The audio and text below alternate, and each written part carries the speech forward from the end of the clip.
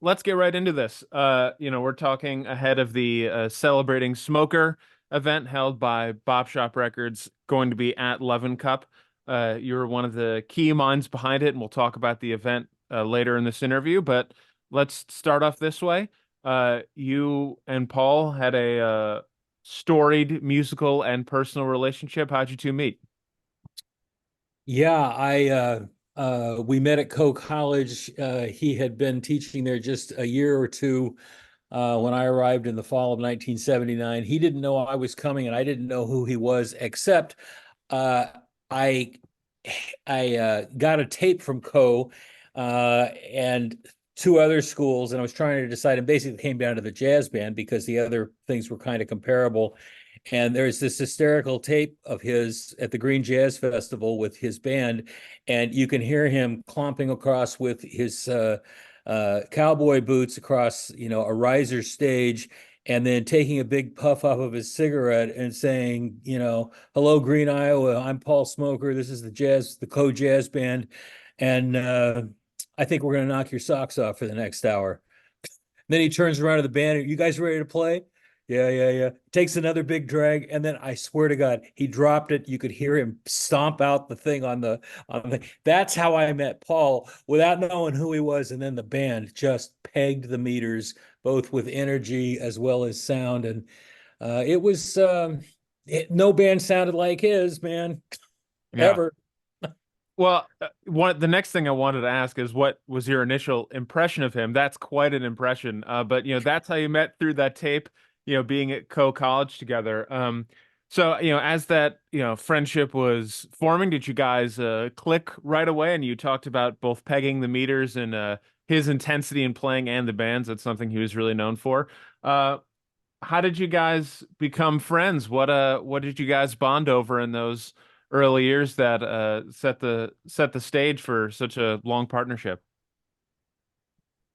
Well, I'm sure he might have a slightly different answer to this, but of course, I arrived as a student, and I remember one of the first things he said to me after a couple of weeks is, "Phil, your competition is not the graduate students at the University of Iowa or the best players in Chicago or even the best players right now in New York City. They're the best 10 jazz drummers in the history of the music. Next week, give me a list and be prepared to defend your list." And then, of course, he expected me to go out and transcribe these guys and get my deal together. And fast forward, a semester later, I asked him if I could put on a freshman jazz recital, which I found out much later was really an audacious thing to ask. And he says, "So yeah, who are you thinking about using?" I said, "Well, if you do it, that would be great. And I'm thinking about this bass player, Ron Rehoboth." And long story short, um, I won him over, and we had this recital, and that trio, his trio was born. Originally, it was a collective, and then a few years later, before we hit Europe with our records with Anthony and so on, yeah, it became of course his band. And there was never any doubt with trumpet and Paul, in front. No matter how much we all burned and back, man, there was no doubt about who was the leader. So we had a lot of fun, and just we found instant chemistry with each other. He found that I could hear his abstractions that other people thought were free, and I just thought, oh, it's like Coltrane, he just doubles up the rhythm and doubles up the changes or triples up and he substitutes, and whereas other people thought he was just crazy, and so things progressed. Well, as do you remember anything from that recital, or is it just sort of a blackout blur? I mean, you found out later how audacious of an request it was, but do you remember that recital at all and what that Yeah, was like sharing the shades with him? yeah, I do. We played the first. One of the things that Paul did is he wouldn't let me study drum set with anybody in Iowa, and he convinced, even though he didn't play a note of drum set, he convinced the Coke faculty to let him be my drum set teacher, and then I would study classical percussion with the guy from the University of Iowa. And his rationale was, well, Phil already plays the drums pretty well, but what he doesn't have is what I can give him, which is knowing enough music and having enough experience playing with people who are better than he is. And he can't get that from Jamie Aebersold or any of the traditional teaching things, but I can do that for him. And so for 4 years, I played duets for him with him. And so the first half of our recital, we played, Miles covers and whatever, and a standard or two, and then Ron came out for the second half. And when I took the guys out to a nice local steak dinner as thanks, Paul got quiet after the martinis arrived, and he says, "Guys, it's time to get serious. I think we have something very special here." And of course, Ron and I were like, "Huh? I just thought it was a good recital." But Paul instantly knew that he had something. He heard what he needed to hear, and he could hear, kind of like baseball prospects. Can you project out how a guy, at 19 is going to mature? And Paul recorded with me long before anyone else would think of it. As a matter of fact, I know in our first couple of recordings, he had people in Germany who were hiring him and recording him, pleading with him to use Marvin Smitty Smith or Jack DeJohnette or whoever. Oh, we'll pay for it. And it caused Paul a lot of stress for a year. And he stayed with me, not because I was a better drummer than those guys, but we had an original thing, and he heard that, and I am forever grateful. Did you, when you were a student, you obviously can say now about how remarkable that was that he stuck his neck out for you in that way. Do you have any idea that he was doing this for you as a student, or was that kind of, were you just along for the ride at that point? I think mostly I was along for the ride. However, we knew, all of us that were able to withstand his aggressive, demanding teaching, that he was special, and he had our back, and he loved us to death, and he believed in us in a way that only somebody, kind of like my dad used to teach math, and he says, "Oh yeah, okay, now that you can do it this way, the way the teacher asked, do it from this way and this way," because he was always thinking above and looking below, because there's always way. And Paul was the same way with music, and without realizing it, he built a one-room schoolhouse where he was, the master, and Ron Rehovic was, in between us. And then Paul was 20 years older, and Ron was 10 years older than I was. And then here I am. And then, of course, Braxton got added into this for our debut. And he had experience, whether it was with Chick Corea, Dave Holland. I mean, he had experience none of us had.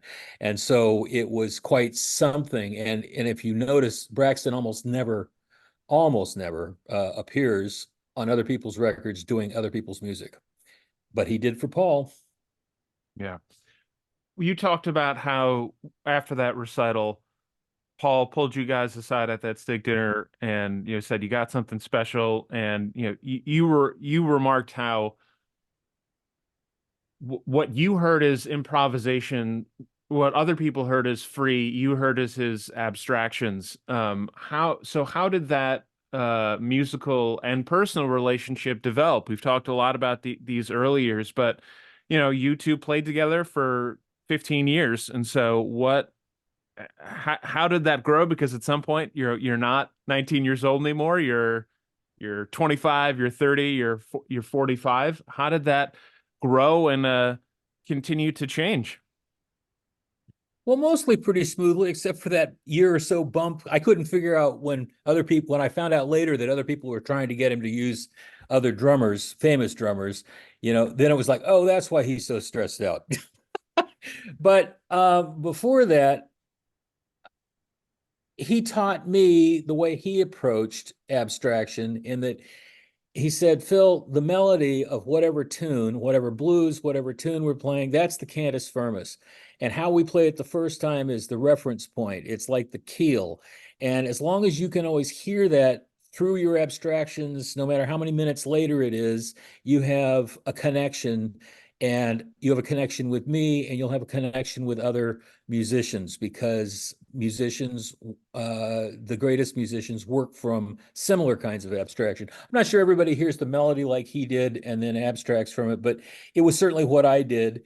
And so we had a common language, because he, of course, formed me in the images that he was capable of, and boy, was he capable. And and then from there, I remember our first two record dates, were sort of whiplash. One was at the University of Iowa. It was incredibly uh, noisy in a big, harsh room, and then the next one was bone dry at Ton Studio Bauer in Ludwigsburg. And it was funny because Martin Wieland was an ECM engineer, but it became clear that the producer of the record and Paul said, well, we don't want it to sound like an ECM record. Well, they went so far the other way. It was like, what's that? So there's this whiplash. And I took it upon myself. I was living in New York by that time, and I was searching for an engineer for my own projects as well as Paul's. And um, people were telling me to go to, Rudy Van Gelder. And I went through my record collection of my favorite 20 records that I liked the sound of that were jazz. And lo and behold, besides the ECM records, who showed up 7 out of 20 times? David Baker. Oh, Dave Bakes. I looked him up back then in a phone book this deep, Manhattan. There he is on Riverside, or somebody said that they thought he lived on Riverside Drive. There he was. Called him up. He says, "Sure, I'll do it.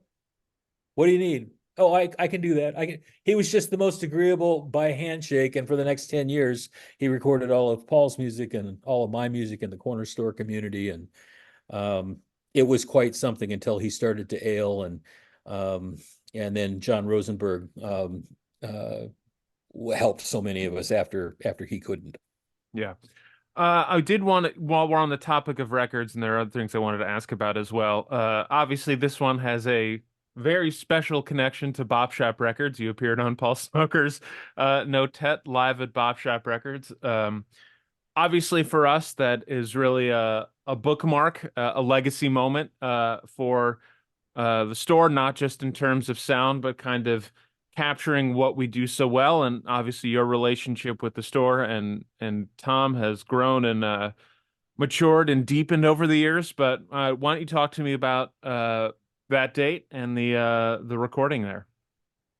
Yeah, I think because of that older space, that beautiful older space, in that, I don't know what, an old industrial building, and it was so resonant. And we knew that Matt was going to record with just a couple of mics, and we didn't think anything of it. We weren't thinking about making a record, but then we hear the quality of the music, and then what the cats were able, what Matt was able to do with it, and so on. And it was like, oh well, this needs to come out. And particularly tunes like Taurus Borealis, the band is just it's on fire, and it goes from that Paul Smoker whisper to taking over the world, and it's pretty fun. And yes, it was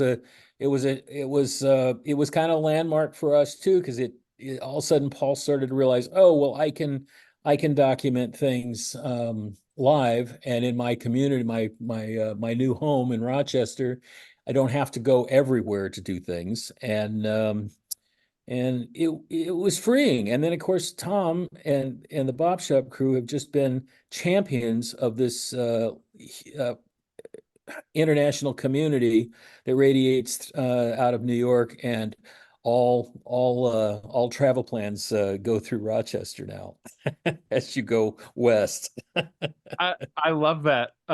You talked about that, how that is also a landmark moment. You, of course, in addition to playing with Paul, have carved out a impressive recording career for yourself as well. So many great collaborations and albums. As you were coming along and doing your own thing, what lessons did you really take away from your time with Paul that you still apply to your music this day? Do you hear his lessons in his voice? Is it kind of a second nature? I mean, how does what he taught you still exist in your music? Oh, well, one of his great gifts was in even when his trio back with Ron and I went from SRH, Smoker, Rehoboth, and Haynes, to the Paul Smoker trio with just months before the first record QB came out with Braxton. But what he did was, even though he changed the name under, people told him, well, you need to do this for marketing. You need to do it for yourself, blah, blah, blah. But what he did was, no matter whose name was on the record, he made sure that it felt like a collective. He made, he had me writing tunes, almost half the material for years. He had us involved with the production things. I told you about being able to bring in David Baker, which unlocked us being able to be recorded well, even in discount studios and so on.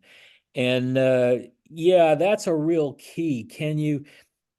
And then I noticed when I was in New York, if you hired guys to do say a what they call it, a spec date, right, or whatever, and you're not paying them, they would bring one set of skills and preparation. But if you said it was going to be a record date and you paid people, and they all knew that you were paying them more than you could afford, the next thing you know is everybody's giving blood for you. And as Braxton used to say, well, you want to make sure that the personal and the business never converge. That guys don't have to worry about the business, and it never infringes on the personal. And Paul was great at that. And I took that and I brought it to every project that I did after that. And I think that's what the corner store community in Brooklyn did as well. And it's magic. It's just a different way of doing things and it's a different way of thinking. On the other hand, not everybody wants a liberated sideman. Like, let's say everybody talks about how great Scott LaFaro was, but not everybody wants all that activity if you're the leader, right? And so, yeah, you get good at what you do. Yeah. Uh, what do you think his legacy is? I'm leave that kind of a bit open, but what do you think Paul Smoker's legacy is? Well, if you had asked me 3 years ago and before, I think Paul and I both, Paul, when he died, as he was approaching his passing, and myself, as I approached, turning 60, I think both of us thought, well, we had pretty lofty goals and we probably came up a little short. And then COVID happened, and I started going back and listening to things I hadn't listened to in 30 and 40 years. And people like Matt restored dates that I had only heard on poor playback materials. And all of a sudden I realized not only was the sound not so bad for a discount studio or whatever it was, but the music, oh my God, I hadn't listened to it in 30 and 40 years.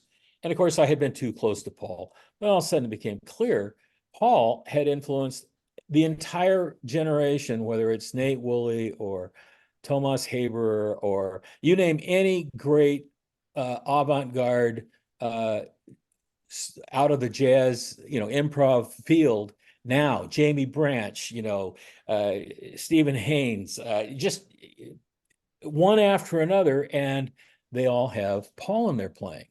And they take a little different stuff from him, but it's like it's there. And what is it?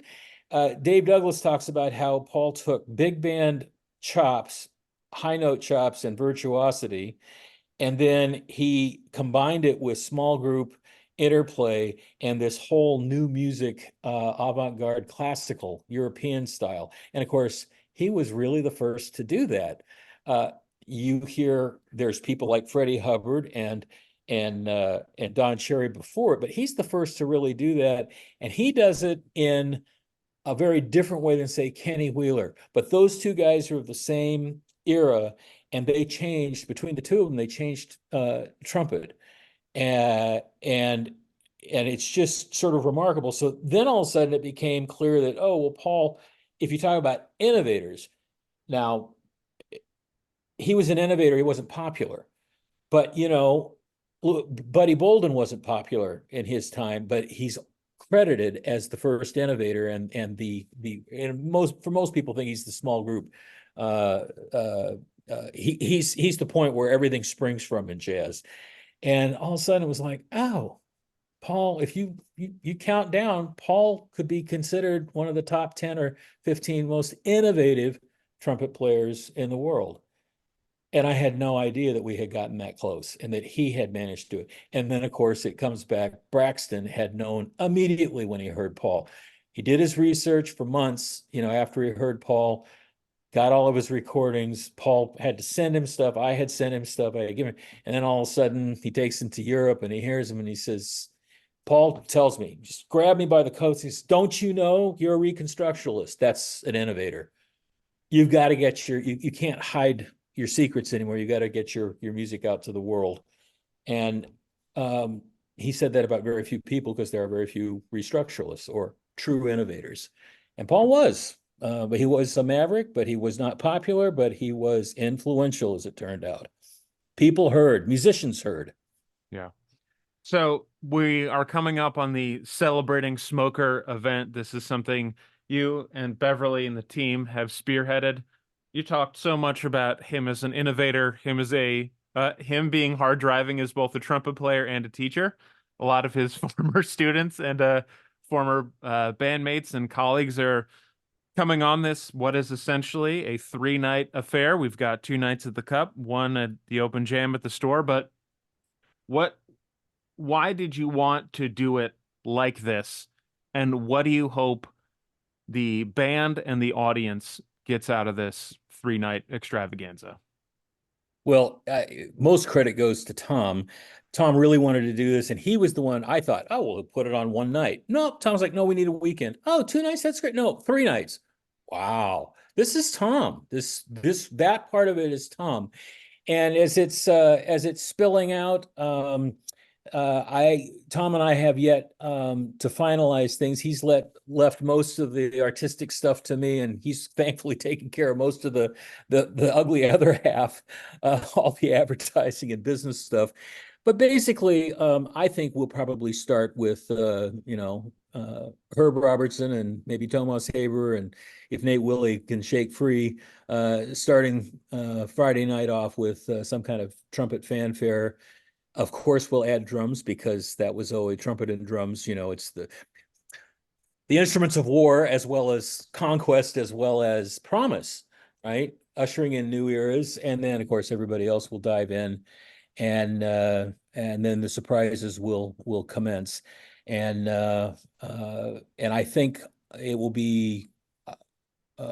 We have a lot of people who have had a lot of associations with each other and with Paul over the years.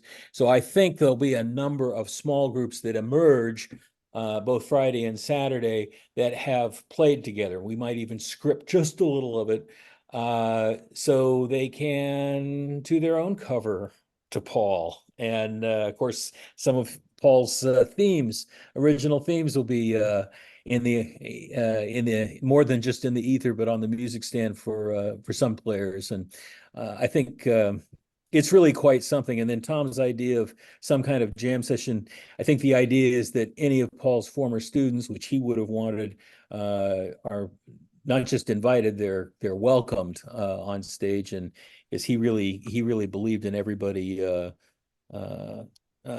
giving their all, no matter what level, as long as they were honest and sincere and true, give your all. Phil, that mostly covered everything. That did pretty much cover everything I wanted to ask about. Is there anything you wanted to add in terms of Paul's legacy, his playing, looking ahead to the night that you wanted to add? That's a great question. Boy, thanks for being so prepared and taking your own time, because boy, nothing immediately jumps out at me. I, I, I I I did have something. Oh, good. I think you brought up an interesting parallel between your dad as a math teacher and how he had a similar approach to Paul. And I can imagine that being a teenage boy, how that could be that could have been a contested relationship, I feel like, right? Like you come from a household with, a dad who's really pushing you. You come from an educator's background, and then you come to the guy, and it's like, oh my God, I got to deal with another one of these. But that didn't seem to. Okay, maybe that was the case. It was. But how did that work then, right? Because you're just like, oh my God, I college is supposed to be freeing, and I'm kind of doing the same thing. So I thought that was interesting parallel. I mean, what about his teaching style then really stuck with you? Was it because of that similarity, because of your relationship with your dad, because it was something different because it was musical versus, none of us get into music because we're good at math. But I, you didn't say, you just didn't say specifically that, he was a father figure, but I just couldn't help but see these parallels. And so I'll just kind of leave it to you like that. That relationship between you and your dad, and compare and contrast with Paul, and did he end up being a father figure toward you? Well, boy, those are great questions, and they're really complex. As you know, most of us have a complex, most guys have a complex relationship with their father. Yeah. And the good thing, like Paul, I always knew my dad loved me, but boy, he was challenging. He was a difficult guy. As it turned out, we found out years later that he deflected on the family, even though he was totally cool at home. I mean, Mm-hmm. in the professional life, it was Mm-hmm. like he took all the faculty meeting and budgetary fights and these SOBs that he would talk about, rave about at night, and it's like he wouldn't take it to school, but he did vent on us and even redirect, and so that was difficult. So when I got to see Paul, I didn't have any trouble. I had seen him, and of course, my conductor in the Portland Youth Philharmonic was the same kind of talented jerk. And not everybody can learn from those types. But Paul was like, okay, this is another one. It's not a problem. And if my dad was my familial father, Paul became my musical and arts and father. And I suppose they definitely merged in. They were both great intellectuals. But my dad, like Paul, was the first one from his family to get a terminal degree and did it in an unusual way. And isn't it interesting that Paul also did the same thing? I remember Paul told a cute story. When he got into he could only get to graduate school at the University of Iowa because his grades hadn't been very good because he spent so much in an undergraduate at Iowa because he was spending so much time in Chicago playing in big bands and studio work. And but he decides, no, I don't want to do that. I need to get a terminal degree. So he starts this DMA, he gets accepted, and he gets his first report card, and in music history, I think it was, and he's got a C or a D or something. And it's like, I aced everything. He goes into the professor. Professor listens, yep, you're right. You aced everything. Matter of fact, highest scores in the class. Some of the highest scores I've ever seen. I don't believe you. You're going to have to prove to me over the next 4 years. This is just a warning shot across the bow. After your last 4 years, I don't see how you can turn around like this. You're going to have to prove it to me. And of course, Paul went out in his typical, maverick, uh, uh, he's a Taurus the bull. He's born in May, and he classic lead trumpet player. And he went out and proved everybody wrong. And so I was used to it. And yet, when I decided to teach myself, he was a father figure. And yet, oh boy, with our fathers, even if we can't get away from them, I chose to teach differently. I probably don't have as many world-class students as he does, but everybody, I didn't have people running from me, and with Paul, he put up big barriers to make it hard to get close to him until he saw that you were serious. That was sort of how he was thinking about things. And it worked for some people. Some people can go to, Cambridge or Oxford and not have a test all until the end and no input, and they're fine. Other people, if they don't have input every week from a professor or whatever, it's like they're lost. And not everybody can learn every direction. Fortunately, I could learn from Paul, and as he said to me early on, he says, "Man, you're saving my life." And I would say, of course, I felt the same way, and I didn't understand why he would say that to me. But his other great quote, which he told lots of people, "Man, if you keep hanging out with me, I'm going to ruin your life."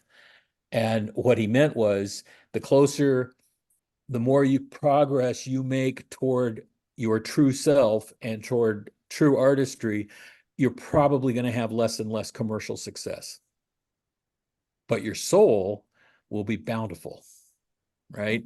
And your ability to communicate with other great souls will be opened. And so Yeah, it's fascinating. Anyway, we were lucky. We were lucky to have found each other. All because I heard that damn tape and it was so much better than the other schools had sent, even though it wasn't, it was the energy, man. Yep. It was the energy. It was like, whoa, something serious happening here. I want to be part of that fun. Yes. Now, what you have to do now is you have to get you a pair of cowboy boots, and you got to start the show the same way, brother. And I'm gonna have to start smoking apparently too. You can get one of those herbal cigarettes, trick of the trade. Oh, you are funny, man. Oh Yeah, my God. on the nose, right? That'd be fun. But I'll leave that up to you because I'm sure you'd want to get in the zone for playing if you're going to be doing it on the first or second night. But